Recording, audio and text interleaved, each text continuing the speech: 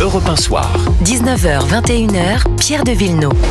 Antonin André du Journal du Dimanche, Jean-Claude Dacier, chroniqueurs politiques, sont là pour commenter l'actualité, ce budget 2025 dans lequel, on l'a vu, il y a quelques points de crispation, les apprentis d'un côté et puis aussi la baisse des allègements de charges patronales qui bien sûr aura des impacts sur les petites entreprises et sur l'emploi. Écoutez à propos de ce budget ce que disait Manuel Bompard ce matin sur LCI. N'acceptant pas les orientations qui sont proposées dans ce budget, qui, de mon point de vue, vont faire souffrir les Françaises et les Français et vont avoir un impact économique qui va être désastreux. Pour le dire en quelques mots, Michel Barnier, le budget qu'il va mettre sur la table est un budget qui revient à couper 60 milliards d'euros, à faire 60 milliards d'euros d'économie, c'est 2% du PIB, et à le faire avec un plan d'austérité le plus violent que le pays n'ait jamais connu. Juste 2% du PIB, c'est l'équivalent du plan d'austérité qui avait été imposé à la Grèce en 2010. Exactement. Donc je pense que ça va produire une récession économique et que c'est vraiment pas la bonne manière de s'attaquer au problème de l'augmentation des déficits publics. Qu'en pense Valérie Pécresse, la présidente LR de la région Île-de-France, était ce matin sur RTL.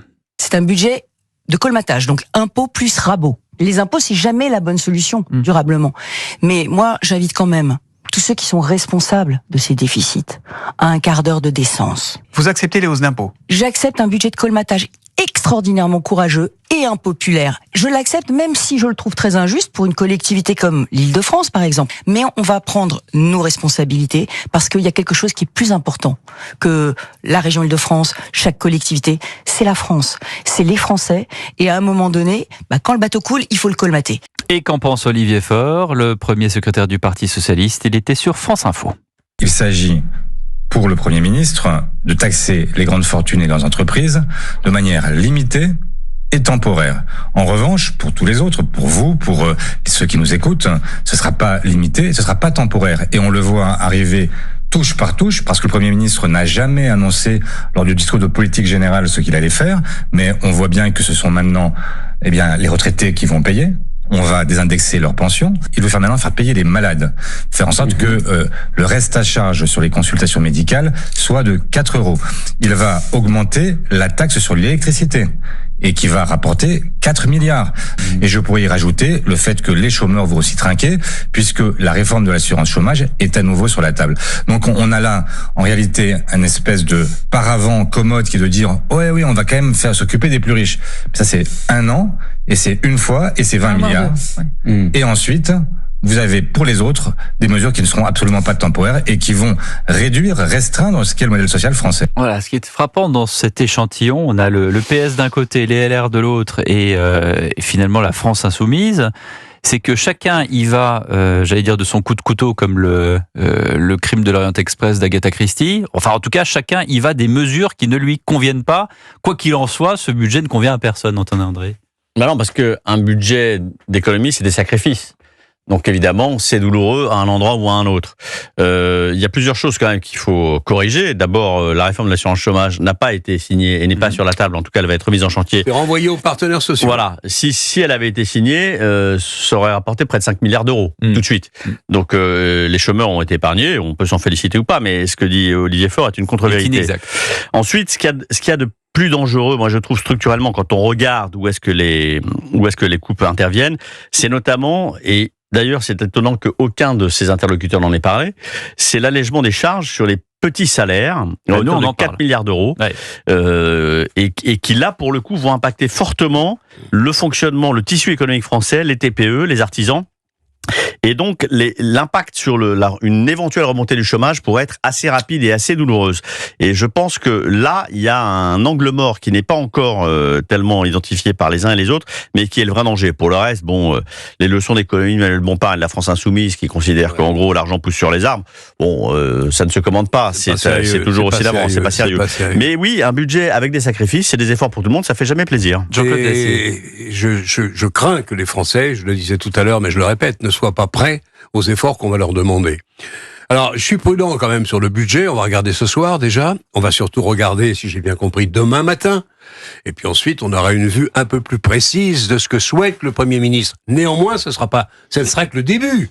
si j'ai bien compris, il y a la discussion budgétaire qui va, ça dure quoi, un mois et demi? 2 semaines. En principe, il y a 2 semaines de débat à l'Assemblée nationale. Ça va jusqu'à Noël, je crois. Oui, mais avec un passage au Sénat. Mais néanmoins, il y a quand même un temps contraint. Tu vas avoir une bataille d'amendements, chacun va avancer. Bon, mais ce qu'on voit déjà, et c'est ça qui est très inquiétant, c'est que le budget et monsieur Barnier lui-même est, comment dire, un peu l'otage, comme le disent les Échos très bien ce matin, otage des bagarres politiques et des luttes politiques et des factions politiques. Vous avez Attal, qui est quand même au pouvoir depuis un certain temps, Darmanin idem, qui dit pas d'impôts. Je crois, si j'ai bien compris, qu'il y aura quelques augmentations d'impôts, etc., etc. L'AME, certains disent, hors de question de Madame Darrieussecq, ministre de la Santé, dit on ne touche pas à l'AME. On verra ce qu'il y aura dans le projet de budget demain. Mais il semblait que monsieur Barnier s'orientait vers... Alors vous me direz que ça ne coûte que 2 milliards. Enfin, c'est quand même... Ça fait hurler les Français. Il y a comme ça un certain nombre de points. Alors, mais il y a des tas d'impôts qui ne disent pas... Il y a des tas d'impôts qui ne disent pas leur nom. Hier soir, dans l'émission, nous recevions... le délégué général de Mobiliance, qui est la filière automobile, et qui vous expliquait, selon une étude d'impact, que sur les voitures de monsieur et madame tout le monde, des Dacia Sandero, des Peugeot 2008, des Renault Captur, les malus vont passer de 200 à 600 euros. C'est là qu'on trouve aussi ces impôts qu'on essaye de retrouver. Les retraites, cher ami, je le disais il y a un instant, ça coûte 400 milliards par an. C'est le premier budget de dépenses. Budget de dépenses. Vous voulez que je vous dise un mot sans vouloir être désagréable avec la fonction publique? C'est pas ma mission. Mais enfin, ils partent avant tout le monde à la retraite, avec des salaires qui sont quasi équivalents à leur dernier salaire en activité. Ils ont un certain nombre de semaines de congés payés. Ils ont même la retraite par capitalisation pour ceux qui le souhaitent avec l'après-fonds. Est-ce qu'on va commencer, chacun, et c'est les mêmes qui parlent de justice fiscale. Il serait peut-être temps de se préoccuper de ces déséquilibres graves et qui pèsent lourdement sur le budget à venir. Je ne sais pas ce qu'il y a de prévu dans le budget de monsieur Barnier. On va mettre du temps, il ne s'agit pas du jour au lendemain de mettre un terme à ces statuts extravagants, parce que, soit dit en passant, même si vous tuez le chef de service, vous risquez pas d'être licencié dans la fonction publique. Il serait peut-être temps de regarder les choses avec franchise. Je suis pas sûr que les Français aient bien pris la mesure de ce qui les attend. Ce sera à l'évidence un budget d'austérité. C'est jamais agréable. On se retrouve dans un instant avec Jean-Claude Dacier, Antonin André. Europe 1 Soir. 19h, 21h, Pierre de Villeneuve. Toujours avec Antonin André, Jean-Claude Dacier pour commenter cette actualité, ce budget 2025 qui aura du mal à s'imposer quand on entend tout à l'heure Valérie Pécresse qui, en théorie, est dans cette coalition qui devrait quand même se lier pour voter le budget. On se dit que ça marchera peut-être pas aussi facilement. À l'intérieur même de cette grande coalition, il y a évidemment d'un côté la droite, de l'autre côté la gauche, il y a les macronistes de droite, les macronistes de gauche, et nos confrères de TF1 ont surpris une conversation entre Michel Barnier et Sacha Houlié lors du déplacement du Premier ministre dans la Vienne à Poitiers. Échange tendu, notamment à propos de ce que dit ce matin dans le Parisien Bruno Retailleau à propos de l'immigration. Écoutez donc cet échange, j'allais dire fantôme, surpris entre Michel Barnier et Sacha Houlié. Monsieur le Premier ministre, je veux d'abord vous souhaiter la bienvenue dans la Vienne. Je veux ensuite vous féliciter pour la grande cause nationale qui est la santé mentale. Vous avez vu le Sésame. Et par contre, je vais vous dire que j'ai un regret parce que mardi, j'ai pas voté la motion de censure. Et quand j'ai lu le Parisien ce matin, j'ai regretté amèrement de ne pas l'avoir voté au vu des propos du ministre de l'Intérieur.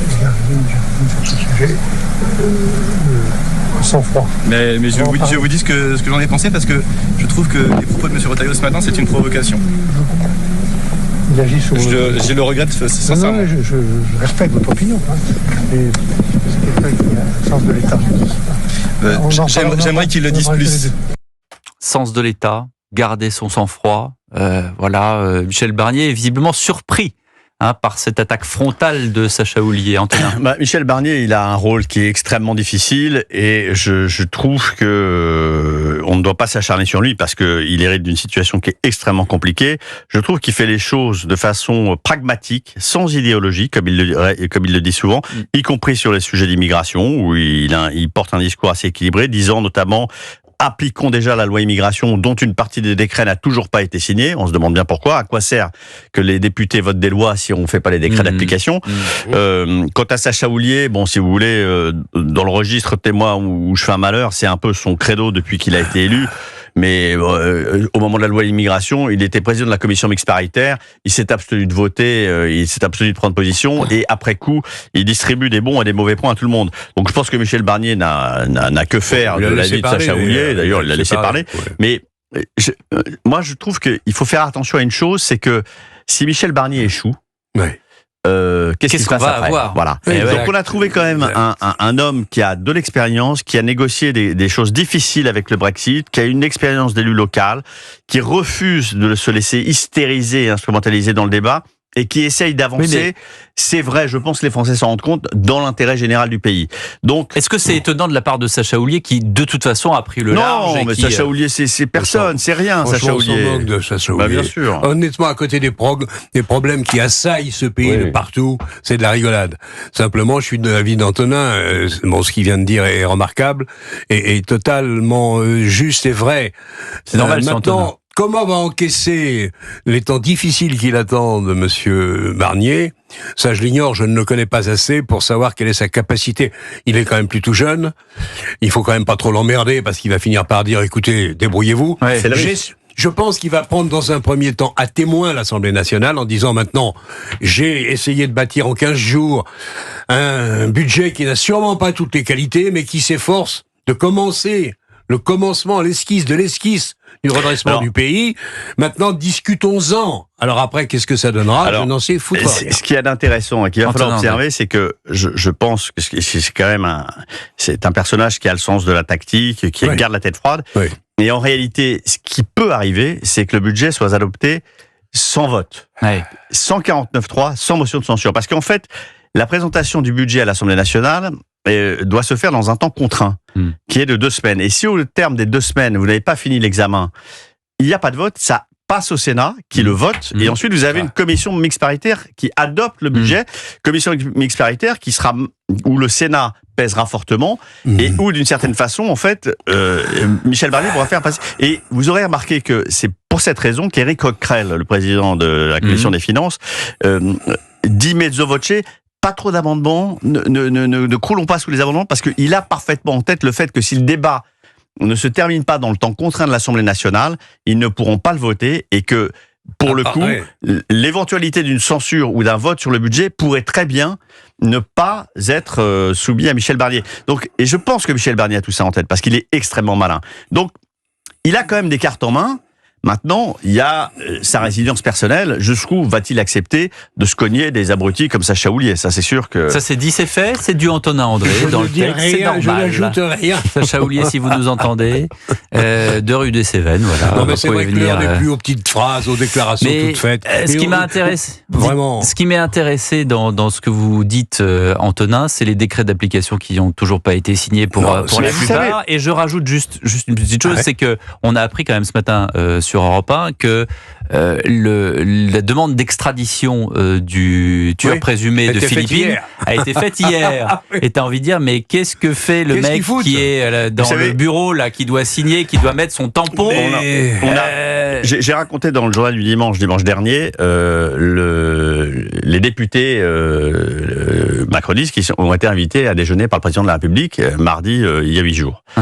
D'abord, la moitié voulait pas y aller, en disant franchement, merci. Qu'est-ce qu'on va y faire? Voilà. Et quand ils sont allés devant le président dit, je suis là pour vous écouter, et les types l'ont dit notamment, on vote des lois et puis il n'y a pas de décret d'application. À quoi on sert? Qu'est-ce qu'on fait? Qu'est-ce qu'il répond, Emmanuel Macron? Il fait des grandes phrases, il dit il faut rester unis, il faut tous... Voilà, les temps sont durs, mais c'est donc l'unité qu'il faut. Il a maintenu que la dissolution était la bonne idée, alors que tous les mecs en face de lui disaient la dissolution, on comprend pas, on s'est retrouvé en race campagne à faire campagne sans un parti derrière nous, sans militants, on est allé tout seul pour sauver notre peau. Et le président, à la fin du repas, leur dit je vous ai écouté, la dissolution c'est ce qu'il fallait faire, et surtout rester unis. Le lendemain matin, Stella Dupont a quitté le groupe La République En Marche et s'est inscrite chez les non-inscrits. Donc voilà où on en est aujourd'hui de la cohésion de ce pouvoir-là. C'est ça c'est ça qu'on ne mesure pas. La posture et la position du président de la République est, pour moi, très modestement, un mystère. Je me console me disant que beaucoup sont dans ma situation. Je ne comprends pas comment on s'est retrouvé dans cette situation qui est très compliquée. Je suis pas sûr qu'on s'en sorte totalement indemne. Mais il va falloir encore une fois, je ne cesserai de le répéter, que les Français se persuadent que le bon pain, ils l'ont mangé dans les années qui ont précédé, même si beaucoup se plaignaient à tort ou à raison, et que ce qui les attend ne va pas être très gai et qu'il va falloir faire de gros efforts pour sortir le pays de la situation où l'a mis quand même. Pour une bonne part, je dis pas que tout a été mauvais dans la politique de Macron, sûrement pas. Mais il a rien vu de l'immigration. Je crois qu'il n'a pas voulu le voir pour des tas de raisons évidentes. Il est pour une société multiculturelle. C'est un sujet sur lequel, en fait, qu'il n'appréhende pas. Mais jamais. Ça n'est pas dans son logiciel. La laïcité, l'immigration, la sécurité, ce sont des sujets qui, comment dirais-je, qui, à mon avis, le déstabilisent, sur lesquels il n'a pas vraiment d'avis tranché. Et donc, sur lesquels il refuse absolument de se saisir de ces sujets. Ce qui est une faute. Après, il faut aussi ramener l'ensemble des politiques à leurs responsabilités. C'est-à-dire que Laurent Wauquiez, qui a expliqué qu'il fallait faire un pacte de gouvernement qui était d'accord. Depuis 10 jours, il n'a pas été nommé ministre, donc depuis, il est parti en capilotade. Gabriel Attal doit se remettre de l'amertume de ne plus être à Matignon et de ne plus avoir les manettes. Il y a beaucoup de frustration. Et j'ajoute, Édouard Philippe sur son Aventin, qu'on n'entend pas depuis 2 semaines et qui se garde bien d'avoir un avis sur le sujet. Donc, si vous voulez, c'est pas seulement Michel Barnier et c'est pas seulement Emmanuel Macron. Ça questionne aussi le sens des responsabilités. Moi, ça me frappe de ces hommes politiques qui prétendent aux plus hautes fonctions, qui soi-disant sont là pour servir le pays et dont on a le sentiment qu'ils passent leur temps à se planquer et surtout à ne pas avoir d'avis. Tu as raison, c'est vrai que beaucoup ont un peu perdu l'essentiel, à savoir l'intérêt, la vision de l'intérêt général de ce pays. Le sens de l'État, comme disait Barnier à Sacha Houlier. C'est le moment ou jamais, parce que jamais on a eu autant besoin d'une vision. Merci beaucoup Jean-Claude Dacier, merci Antonin André.